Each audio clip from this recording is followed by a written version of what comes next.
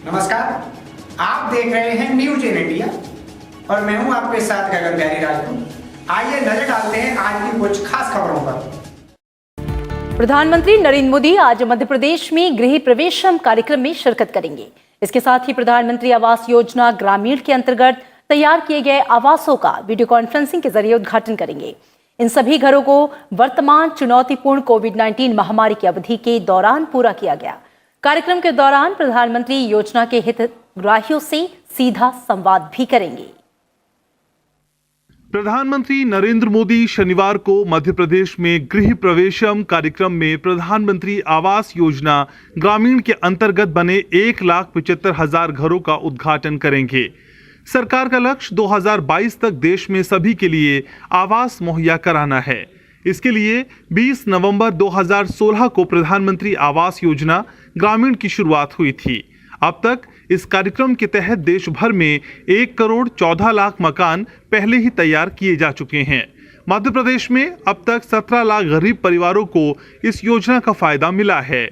PMAY के तहत प्रत्येक लाभार्थी को 1,20,000 रुपए का 100% अनुदान दिया जाता है।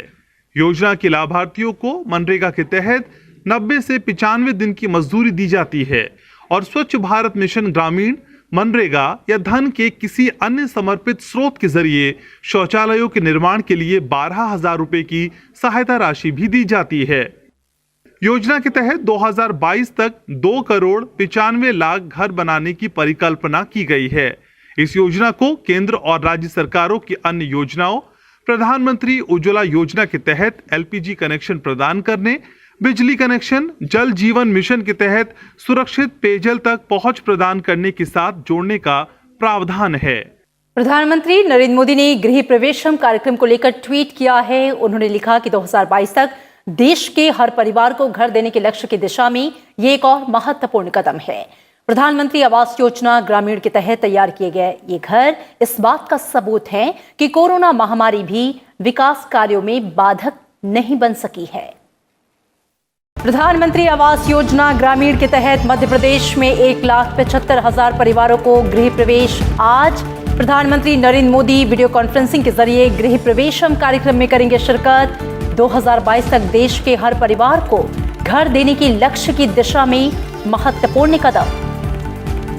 संसद के मॉनसून सत्र के लिए सरकार की प्राथमिकता सूची में 23 नए विधेयक, अध्यादेशों को प्रतिस्थापित करने वाले 11 विधेयक सर्वोच्च प्राथमिकता में शामिल।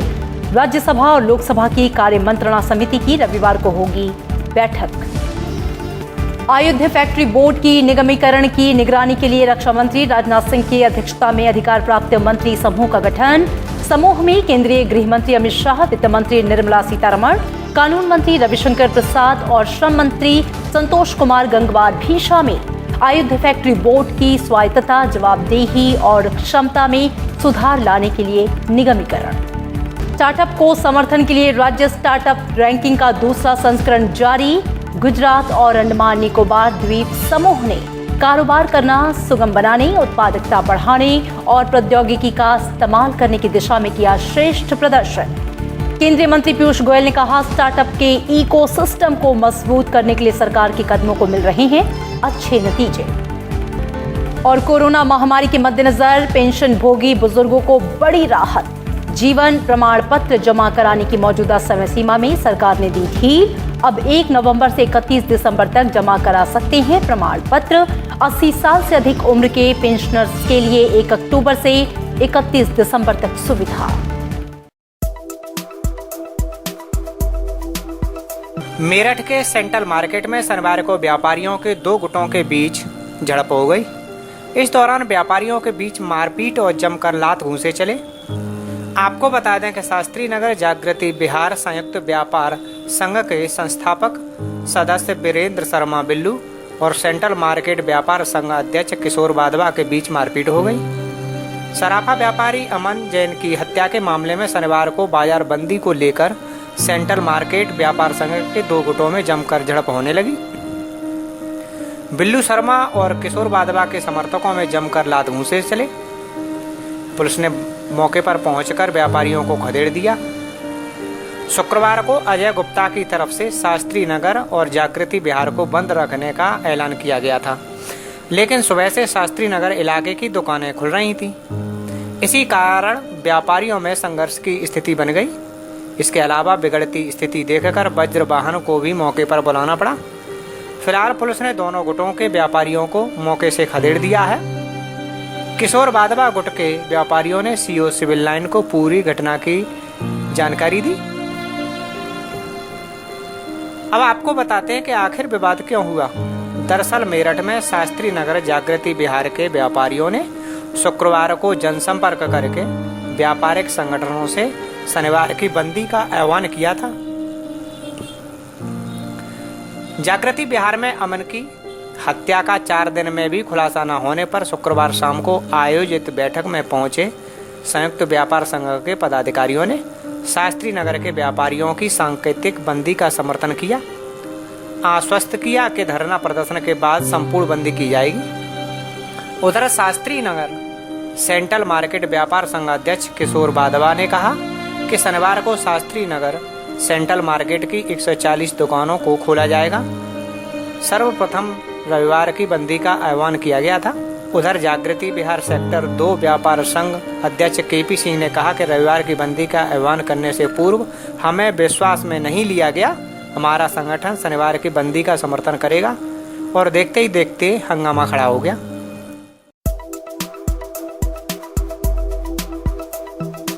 कासगंज के सोरो क्षेत्र में बरेली रोड पर हुए भीषण सड़क हादसे में एक ही परिवार के 4 लोगों की मौत हो गई। यहाँ 2 तेज रफ्तार कारें आमने सामने से टकरा गईं। टक्कर इतनी तेज थी कि इसकी आवाज़ दूर तक सुनाई दी। ग्रामीण जब घटनास्थल पर पहुंचे तो हादसे का मंजर देख सहम गए। तकरीबन 6:30 बजे लोगों को तेज आवाज़ सुनाई दी। इसके बाद लोग बचाव के लिए घटनास्थल की ओर दौड़ पड़े। सूचना मिलने के बाद पुलिस भी मौके पर पहुंच गई।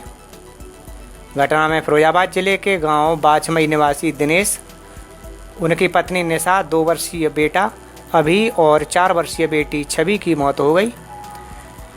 दिनेश परिवार के साथ रामपुर जा रहे थे। कासगंज बरेली मार्ग पर सोरों कोतवाली के गांव तुमरिया के पास पहुंचे ही थे, तभी सामने से आ रही BMW कार से भिड़ंत हो गई। रफ्तार इतनी तेज थी कि दोनों कारों के परकच्चे उड़ गए। घटना में BMW कार सवार चालक मुमताज, जुबैर और सोहेल घायल हो गए, जिन्हें जिला अस्पताल में इलाज के लिए भर्ती कराया गया है। उत्तर प्रदेश के मैनपुरी में 15 वर्षीय किशोर की कुल्हाड़ी से काटकर हत्या कर दी गई। ये पूरी घटना दन्नार थाना क्षेत्र के गांव नगला कोंडर की है। गांव का ही 15 वर्षीय रोबिन यादव सुबह खेत पर जा रहा था, तभी संपत्ति के बंटवारे के विवाद को लेकर ताऊ के लड़के राहुल ने उसे रोक लिया और कुल्हाड़ी से हमला करके मौत के घाट उतार दिया। हत्या से गांव में सनसनी फैल गई। वारदात को अंजाम देने के बाद आरोपी फरार हो गया। सूचना मिलने के बाद थाना प्रभारी निरीक्षक ओम हरि वाजपेयी मौके पर पहुंचे। वहीं पुलिस ने सबको पोस्टमार्टम के लिए भेज दिया। प्रभारी निरीक्षक ने बताया कि प्राथमिक जांच में संपत्ति का विवाद सामने आया है। आरोपी को जल्द गिरफ्तार किया जाएगा। यह मामला थाना दन्नाहार जनपद मैनपुरी का है। इसमें सूचना मिली थी कि एक सगे चचेरे भाई ने अपने छोटे भाई को के सिर में कुल्हाड़ी मार दी और वो घायल हो गया है। उसको हॉस्पिटल ले जाते समय उसकी मृत्यु हो गई। डॉक्टरों ने उसको मृत घोषित कर दिया। इस मामले में पुलिस तत्परता से मौके पर पहुंची। जो जानकारी जुटाई गई उसके अनुसार ये जो घायल करने वाला व्यक्ति है, जिसका नाम राहुल यादव सामने आया है, शराबी किस्म का है और एक इंजन से पानी भरने और इंजन के स्वामित्व को लेकर विवाद था। उसी विवाद के दृष्टिगत इसने इस दुखद घटना को अंजाम दिया, जिसमें अपने छोटे भाई रॉबिन यादव के सिर पर कुल्हाड़ी से वार कर दिया। काफ़ी ज़्यादा ब्लीडिंग हुई, उसकी मृत्यु हो गई। इस मामले में मृतक के परिजन द्वारा राहुल यादव और उसके 2 परिवारीजनों के खिलाफ नामजद मुकदमा दर्ज करवाया जा रहा है।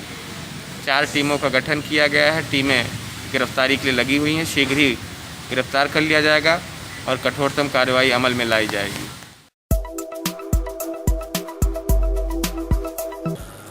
सुशांत सिंह राजपूत केस में एनसीबी की पड़ताल जारी है। रिया चक्रवर्ती की गिरफ्तारी के बाद उन्हें 14 दिन की न्यायिक हिरासत में भेजा गया है। पिछले कुछ दिनों से ऐसी खबरें थीं कि जल्द ही रिया चक्रवर्ती बॉलीवुड के कई बड़े नामों का खुलासा कर सकती हैं। ताज़ा जानकारी के अनुसार रिया ने बी टाउन के 25 बड़े नामों का जिक्र किया है जो ड्रग्स लेते थे या फिर ड्रग्स पार्टी में शामिल होते थे। मीडिया रिपोर्ट्स के मुताबिक इन 25 नामों में से 5 लोगों का पता चल गया है। सैफ अली खान और अमृता सिंह की बेटी सारा अली खान के बारे में सुशांत के दोस्त सैमुअल हाकिब ने कई खुलासे किए थे। उन्होंने बताया था कि सारा और सुशांत केदारनाथ फिल्म की शूटिंग के समय एक दूसरे को डेट कर रहे थे, लेकिन जल्दी ही उनका ब्रेकअप हो गया। हालांकि न तो सारा ने और न ही सुशांत ने कभी इस बात का जिक्र किया। एक वक्त पर सारा अली खान और रिया चक्रवर्ती की भी अच्छी दोस्ती थी। अब रिया के खुलासे के बाद एनसीबी सारा पर कार्रवाई की तैयारी में है। मीडिया रिपोर्ट्स ने दावा किया है कि रिया चक्रवर्ती ने ड्रग्स कनेक्शन में अभिनेत्री रकुल प्रीति सिंह का नाम लिया है। दिल्ली की रहने वाली रकुल प्रीति सिंह ने 2009 में करियर की शुरुआत की। रकुल की रिया के साथ अच्छी दोस्ती रही है। रिया चक्रवर्ती की करीबी दोस्त सीमोन खम्माटा डिजाइनर है। सीमोन बॉलीवुड के कई दूसरे सितारों के करीबी मानी जाती है। बॉलीवुड में रोहिणी अय्यर की भी गिनती होती है। उन्होंने काफ़ी समय तक सुशांत का काम देखा था। रोहिणी खुद को सुशांत का दोस्त बताती आई है। रिया के बयान के बाद रोहिणी भी फंसती दिख रही है। कास्टिंग डायरेक्टर और निर्देशक मुकेश छाबड़ा इस लिस्ट में 5वें नाम हैं। मुकेश छाबड़ा के निर्देशन की फिल्म दिल बेचारा में सुशांत सिंह राजपूत थे। मुकेश छाबड़ा ने ही कास्टिंग के दौरान सुशांत का नाम फिल्म काय पोछे के लिए सुझाया था।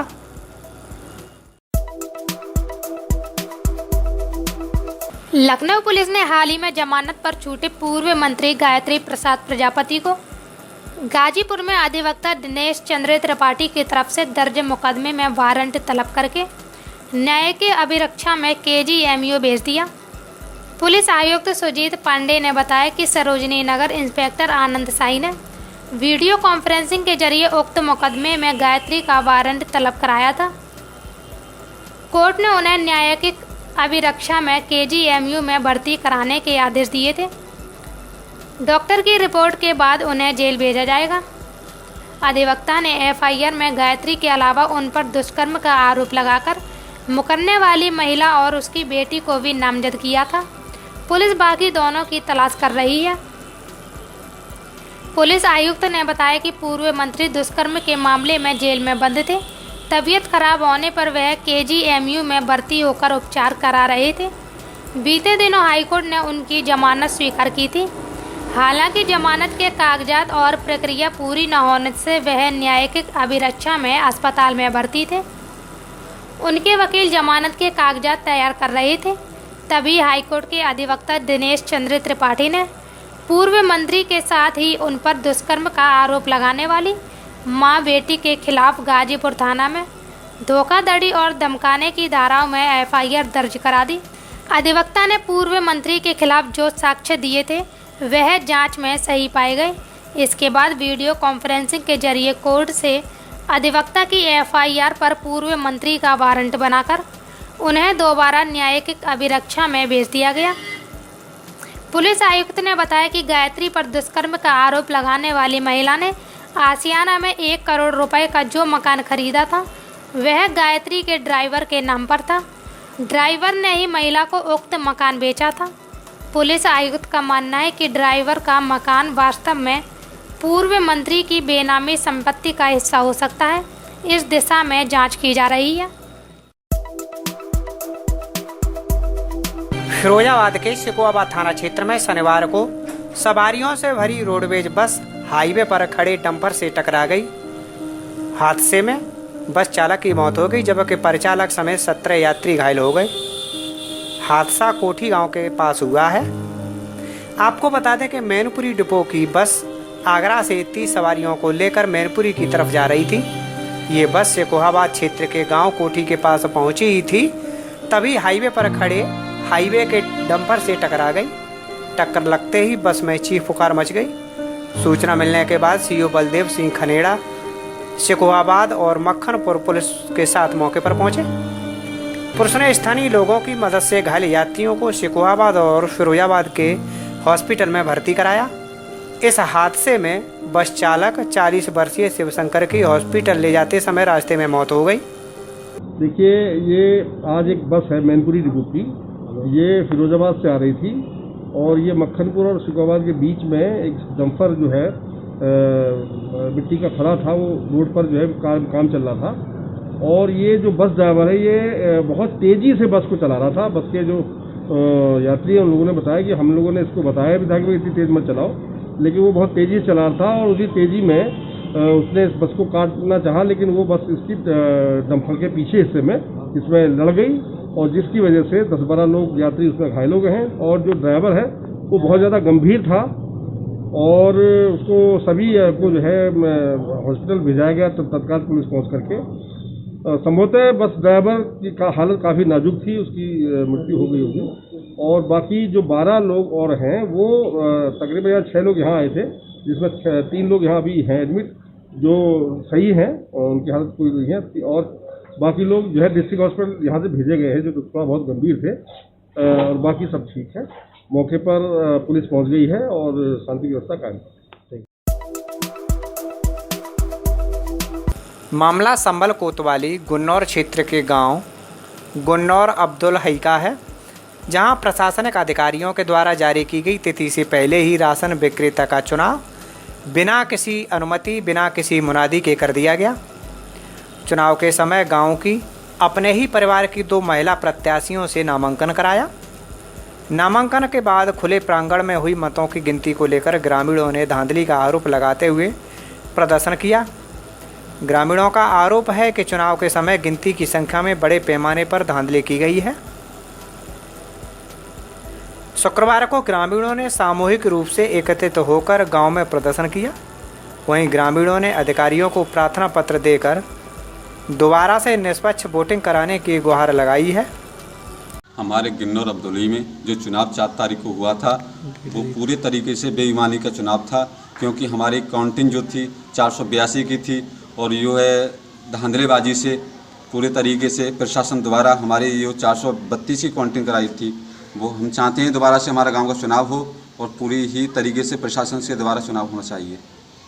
गाँव गुन्नौर अब्दुल में 4 तारीख को जो चुनाव हुआ था उसमें प्रशासन और कार्यकर्ताओं की धांधलेबाजी से हुआ था और बेईमानी के साथ हुआ था। हमारी जो काउंटिंग थी 482 की थी, वो प्रशासन कार्यकर्ताओं ने जो हमारी काउंटिंग दिखाई वो 432 की दिखाई है। हम चाहते हैं कि इलेक्शन चुनाव दिल्ली का दोबारा हो और ईमानदारी के साथ हो, प्रशासन और कार्यकर्ताओं की निगरानी में हो।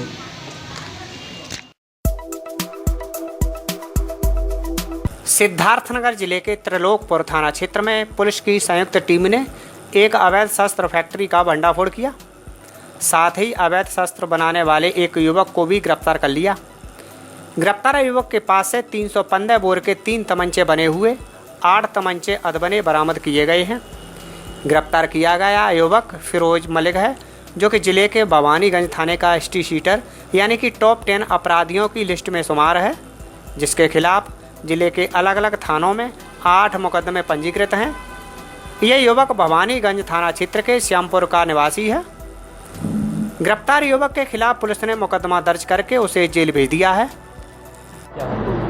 ये एक अवैध शस्त्र फैक्ट्री थाना त्रिलोकपुर क्षेत्रांतर्गत बीती रात में पकड़ी गई है, जिसमें एक व्यक्ति फिरोज मलिक को मौके से गिरफ्तार किया गया और वहाँ से 3 देसी तमंचे, 8 अर्धनिर्मित तमंचे और उसके बहुत सारे जो टूल्स और जो उसमें स्पेयर पार्ट्स हैं जो कि तमंचे बनाने में प्रयोग होता है, वो काफ़ी मात्रा में बरामद हुए हैं। जो ये व्यक्ति है फिरोज मलिक, यह थाना भवानीगंज का HSB है और वहाँ के टॉप 10 अपराधियों में भी इसका नाम शामिल है।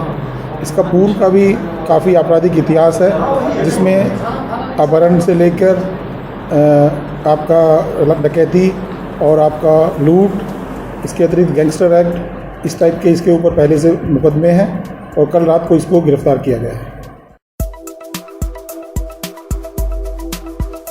मैनपुरी की करेल तहसील में अधिवक्ता समिति के चुने हुए अध्यक्ष और पदाधिकारियों के शपथ ग्रहण समारोह में मुख्य अतिथि के रूप में पधारे पूर्व कैबिनेट मंत्री शिवपाल सिंह यादव ने कहा कि लोकतंत्र में देश और समाज के लिए न्याय व्यवस्था में वकीलों का महत्वपूर्ण स्थान है। न्याय व्यवस्था इतिहास के ज़माने से चली आ रही है। देश की आवाज़ आज़ादी में गांधी जी, जवाहरलाल नेहरू, मोतीलाल नेहरू सभी लोग वकालत करके ही समाज की सेवा में आए। प्रदेश में 2022 में हमारी सरकार बनी तो नए अधिवक्ताओं को मानदेय देने और बुजुर्ग अधिवक्ताओं को पेंशन देने का काम करेंगे। उन्होंने कहा कि कोरोना महामारी में भी अधिकारी भ्रष्टाचार कर रहे हैं। प्रदेश में कानून व्यवस्था ध्वस्त है। दलितों के साथ अत्याचार, उनकी हत्याएं होना एक आम बात हो गई है। बेरोजगारी के सवाल पर कहा कि जब से प्रदेश में योगी सरकार आई है तब से बेरोजगारों की संख्या में इजाफा हुआ है। हमने सभी अपने कार्यकर्ताओं को अवगत करा दिया है कि बेरोजगारों की लिस्ट बना कर दें, क्योंकि 2022 में हमारी सरकार बनेगी तो सभी को रोजगार उपलब्ध कराया जाएगा। हमारी पार्टी अलग है। हम चाहते हैं कि 2022 में जितने भी छोटे दल हैं सभी दल मिलकर भाजपा से मुकाबला करेंगे। भाजपा सरकार में विकास के नाम पर जनता के साथ छल हुआ है। जनता परेशान है। देखिए, कानून व्यवस्था ठीक नहीं है। पूरे विदेश में भ्रष्टाचार चरम सीमा पर और पूरे विदेश की जनता परेशान है। एक तो इस वैश्विक बीमारी कोरोना से परेशान है और दूसरी तरफ भ्रष्टाचार से परेशान है। कहीं पर भी कहीं पर कोई व्यवस्था ठीक से नहीं चल रही है। लोग परेशान हैं। क्या रोजगार की जो स्थिति है उस पर देखिए, बेरोजगारी बढ़ती चली जा रही है, नौकरियाँ खत्म होती चली जा रही है। तो मैंने तो अपने देखिए सभी पदाधिकारियों को निर्देश दिया है, जितने भी बेरोजगार हुए हैं लोग और जितने भी नौजवान बेरोजगार हैं, सब लोगों से हमारे लोग संपर्क कर रहे हैं, सूची बना रहे हैं और जब भी हम लोग सरकार बनाएंगे जरूर हमको नौकरी देने का काम। तो अध्यक्ष जी, एक चर्चाएं बड़ी जोरों से हो रही हैं कि प्रसपा पार्टी और जो सपा पार्टी है एक हो चुकी है। क्या है ये? बड़ी जोरों से चर्चाएं हो रही हैं, क्या ये सत्य है? देखिए, अभी तो हमारी पार्टी अलग है, प्रगतिशील समाज पार्टी। मैंने तो यही कहा कि भारतीय जनता पार्टी से लड़ने के लिए सब लोग एक हो जाए। छोटे दल जितने भी दल हैं एक हो जाए। तो मेरा प्रयास है सब लोग एक होकर के लड़े। तो आने वाले 2022 में प्रसपा और समाजवादी पार्टी मिलकर चुनाव लड़ेगी या समाजवादी पार्टी में रहकर प्रसपा चुनाव लड़ेगी? देखिए, हमारा तो प्रयास है सभी दल, छोटे दल हैं, जितने भी हैं छोटे बड़े दल इकट्ठे होकर के भारतीय जनता पार्टी से लड़ाई। एक बीच क्या कहना है? सभी परेशान हैं, न सबका विकास हुआ है, न सबका साथ लिया गया है और इसमें देख ही रहे न तो इस वैश्विक बीमारी से मुकाबला भी नहीं कर पाए। स्वयं जनता अपने आप मुकाबला कर रही है और जनता को स्वयं मुकाबला इस वैश्विक बीमारी से करना। जिस तरीके से अभी आपने कहा है कि कोरोना काल में लोग भ्रष्टाचार कर रहे हैं, इस पर क्या कहना चाहेंगे? कोरोना काल में सरकारी अधिकारी भ्रष्टाचार कर रहे हैं। कल ही आपने सुन लिया होगा, सस्पेंड हुए SSP और कई ऐसे हर जगह पर थानों में, तहसीलों में, हर जगह भ्रष्टाचार मसला पड़ा है। बिना पैसे के, बिना रिश्वत के कहीं काम हो नहीं। एक वीडियो देखिए, अब लोकतंत्र में तो सबको अधिकार है, पत्रकारों को भी अधिकार है, सभी को अधिकार है। राजनीति में जब राजनीति से सब फैसले होते हैं तो सभी को अधिकार है लोकतंत्र में। ये तो एक देखिए, लोकतंत्र में सबको अधिकार है, सबको अधिकार है।